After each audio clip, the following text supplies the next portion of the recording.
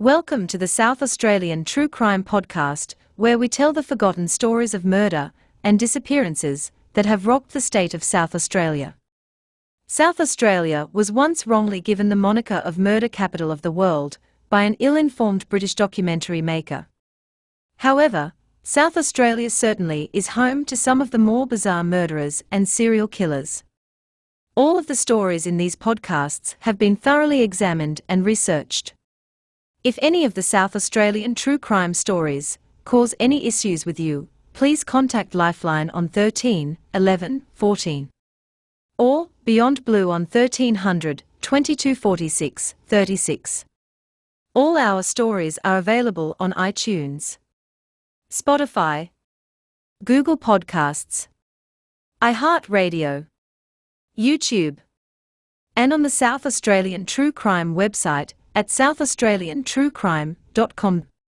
Please like, subscribe, leave comments and recommend these podcasts to all your friends and family. Today's podcast is presented by AUSTEES, the Australian t-shirt printer, and SMOKY Blues Guitars. Links for these businesses can be found in the notes of this show. And now, buckle up and on with the show. No matter what path someone may have traveled in the past, their families still deserve to know what happened to them, or at least know where they are, dead or alive.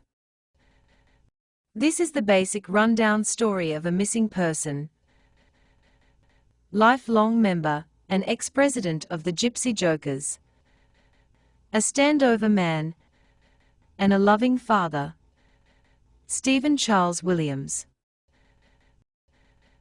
Brought up in a privileged lifestyle until the age of 15. His father was a math teacher at one of Adelaide's more prestigious high schools, and his mother, a senior nurse.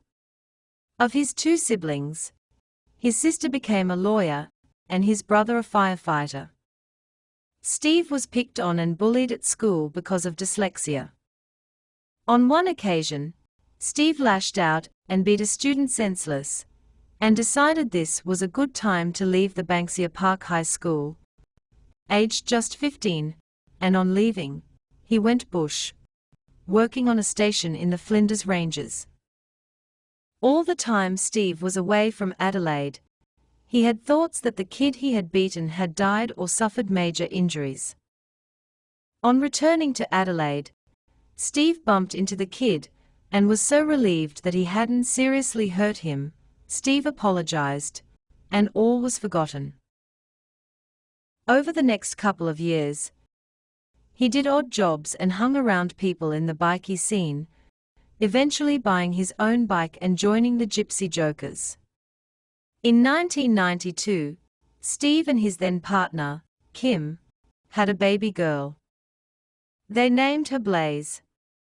A couple of years later, the couple went their separate ways as Kim had enough of the biker lifestyle, half the time wondering if the next guy they saw was going to try and kill, kidnap, or injure her and daughter Blaze, because of Steve's lifestyle choices. In 2001, on the Gypsy Jokers annual run, the first leg of the ride ended in the South Australian town of Beachport, 380 kilometres south-southeast of Adelaide. There had never been any trouble on any of the Gypsy Jokers' previous runs, but this one was different. The South Australian Police's new branch, the Tactical Response Group, were not far away in another town on a totally unrelated matter.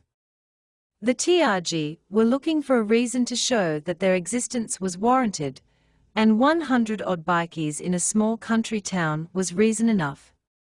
The Commissioner of Police, or the Deputy Commissioner, both of them denied they placed the call, ordered the TRG to Beachport. Over the next couple of hours, the police force swarmed to over 180 officers. The police tried everything they could to provoke a fight, but nothing was working. The cops fined a couple of jokers for speeding and one for noise pollution, but still the jokers would not fight back. They were all having too much fun inside the hotel. Next thing, under orders from their commander, one of the police walked up and kicked a Harley over. The noms that were out on the veranda keeping eyes on things went inside and informed the Jokers what the police had done. Next thing you know, the Jokers were streaming out of the pub and commenced punching on with the cops. Steve managed to find the commander in the middle of this affray, punched the commander so hard it broke his jaw.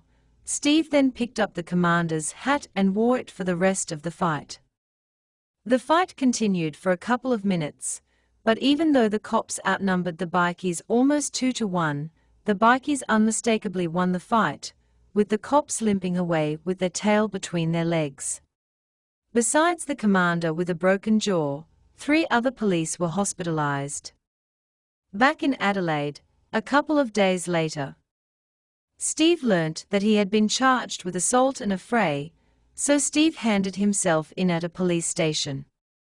Steve and 8 other Jokers were charged with various crimes. In February 2002, Steve received an 18-month suspended jail sentence, reduced to a $100 fine, and a 3-year good behavior bond. After Steve's no-surrender attitude with the police and the fact that he wore the police commander's hat during most of the fight, the Jokers ended up voting him in as their president. With Steve at the helm of the club, the Jokers seemed to be opening up, showing their community side, with film crews being escorted through their clubhouse, the public being invited to barbecues. One thing that occupied a lot of Steve's time was compensation to victims of pedophiles. And a recent case, Peter Liddy, was high on his list. Peter Liddy, a top South Australian judge, had been recently convicted of pedophilia and was awaiting being sentenced. A con man and convicted bank robber from Western Australia, named Terry Stevens, received information about Liddy. Liddy was a world-famous collector of antique guns, shipwrecked treasure, coins, and had one of the largest collections of miniature bottles of alcohol anywhere in the world. All these items were at one stage stored in a mansion owned by Liddy, at Kapunda, in South Australia's northeast. The mansion was named Shenandoah by Liddy, but its real name was Mount St. Rose. By the time of Liddy's sentencing court case, Liddy had put the mansion up for sale, the majority of the antiques had vanished, and conman Terry Stevens attempted to buy the property for the price of $500,000, but Stevens had a small problem: he didn't have the money. So being the shady caricature he was, he could not just go to any bank and ask for $500,000. So he turned to the Jokers to finance it, at 120%. Stevens convinced Steve that all they had to do was to buy the mansion, and start looking beneath the floorboards and in wall cavities, and once the antiques were found, sell them and give the profits to Liddy's victims. So the house was purchased and the hunt began. 3 weeks later, no antiques were found, and Stevens was declared bankrupt. The mansion was resold, and the Jokers recovered their money minus the interest. Another thing that took up Steve's time was his daughter Blaze. Even by Blaze's own words, Steve treated her like a queen, and gave her just about everything she asked for, including a horse. As a result, Blaze became a very proficient rider, and won quite a few horse riding trophies. After Steve had been president of the Jokers for almost 3 years, there was a dislike for the way Steve allowed the general public into the bikie world. The Jokers eventually voted Steve out as president. Steve started to distance himself for his daughter's sake. Still, he held a lifelong membership, and he also needed to make a living, so he continued his association with the bikie world, almost becoming a man for hire. He kept up his bikie lifestyle and worked mainly as security and debt collecting. Around this time, Steve and his girlfriend, Arlena, were living at an inner-city property, managed by Adelaide's high-profile Madam, Stormy Summers, and was even best man at Stormy's much-publicized wedding to security guard Mark Garner. On the 16th of June, 2005, Steve's girlfriend, Arlena, reported him missing to police, It seems he hadn't turned up to an arranged meeting with his daughter Blaze to drop off a new laptop that Steve had promised to purchase for Blaze. He also had not been back to Stormy's complex for a couple of nights, and Alana could not find any of their friends who had seen him in the last couple of days. He also had a meeting with some of the police top brass booked on the same day he was reported missing. The meeting involved the family murders killers, pedophiles and Thea victims' compensation. Steve did not turn up for this meeting. The police started to make inquiries. And Steve's car, a Ford Falcon, was found in the car park of the Jeps Cross Hotel, Steve's favorite watering hole. When the police interviewed Steve's mother, all she could tell them was that he had come to her house earlier on the day he disappeared and seemed agitated. He told me he knew some information about a high-up public person. He wouldn't tell his mum who or what the information was about. Suddenly his phone rang, and after a very short call he hugged his mum and said he would see her soon. He didn't even drink his coffee and he was gone. That's the last time she ever saw her son. A couple of days later, an associate of Steve's informed police that he had received a phone call from Steve asking for a lift from the pub to a transport yard. So the associate picked Steve up at the Jeps Cross Hotel and dropped Steve out the front of Singleton's Transport on Capra Road, Gilman, less than 10 kilometers away.